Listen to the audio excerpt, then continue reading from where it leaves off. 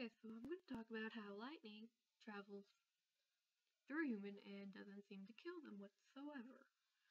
So, for one, here's your lightning bolt. I know it's messed up, but there's your lightning bolt.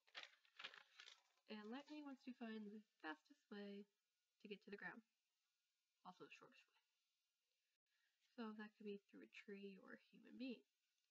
And yes, it's pretty dangerous to get struck by lightning because you can get third-degree burns and have cardiac arrest and all this other stuff that's really, really interesting.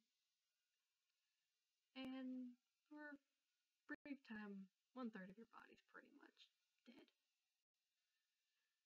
So, how does lightning travel through your body to get to the ground? Well, it starts out through this little line right here. It travels from the shoulder, down the side of your body, down a leg, into the ground. Seems painful, honestly. Probably is painful. Because it can sting, and it shocks you, and it hurts you. And if it passes through your heart, it can either kill you, or your heart stops for a brief moment, and then you're back alive, or you can have permanent damage to it. Either way, pretty dangerous.